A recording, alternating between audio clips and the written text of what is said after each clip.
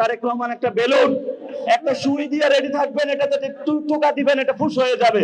ভয় পাওয়ার কোনো কারণ নাই। তারেক রহমান একটা কাগুজে বাঘ, এটা আসল বাঘ না। সরকার একটা ভয় পাচ্ছে তারেক রহমানকে, যে এই তারেক রহমানের চাপে সরকার হলো ব্যালেন্স হারায়া পেলে কখনো আমাদের উপর অস্ত্র চালায়, কখনো সরকার নিজের উপরে অস্ত্র চালায়। আমি সরকারকে আহ্বান করব, ভয় পাবেন না। তারেক রহমান একটা কাগুজে বাঘ, এটা আসল বাঘ না। রয়্যাল বেঙ্গল টাইগার যদি বলেন, তাহলে ইনকিলাব মঞ্চের বাইরা তাদের সাথে থাকবেন।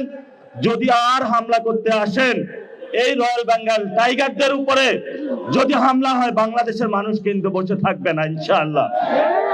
এই যে সরকার মনে করে যে না কোনো পারমাণবিক বোম, আর তারেক রহমান একটা বেলুন, একটা সুই দিয়ে রেডি থাকবেন, এটাতে একটু টোকা দিবেন, এটা ফুস হয়ে যাবে। ভয় পাওয়ার কোনো কারণ নাই।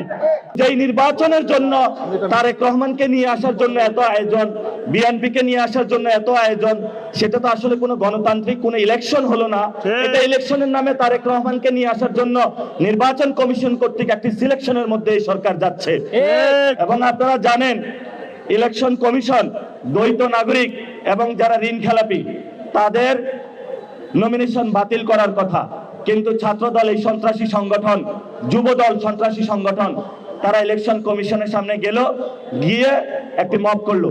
মব করার মধ্য দিয়ে এই ঋণ খেলাপি এবং যারা দুর্নীতিবাজ, চাঁদাবাজ, এদেরকে সংসদে নিয়ে যাওয়ার ব্যবস্থা করলো।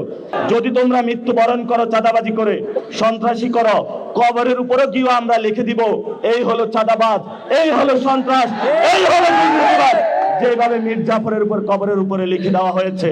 আপনারা রিয়েল তো রয়্যাল বেঙ্গল টাইগার, ওই আর যারা গতকালকে আপনাদের মারতে আসে, ওগুলো হলো কাগুজে বাঘ। কাগুজে বাঘদেরকে আমরা ভয় পাই না। গতকালকে যে হামলা হয়েছে, এটার জন্য সরকার পুরোপুরি দায়ী, এবং সরকারের একটি মহল নির্বাচন বানচাল করার উদ্দেশ্যে হামলা, শান্তিপূর্ণ আন্দোলনে হামলা চালিয়েছিল।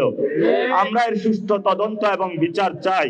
দেশের নাম্বার 1 ট্রেডিং অ্যাপ নিফটি ফার্স্টে পাচ্ছেন ট্রেডিং এর সব সুবিধা, dual এক্সটেন্স access, company analysis, portfolio তৈরি করা সহ আরো অনেক ইউনিক ফিচারের সাথে ট্রেড করতে ডাউনলোড করুন এক্ষুনি।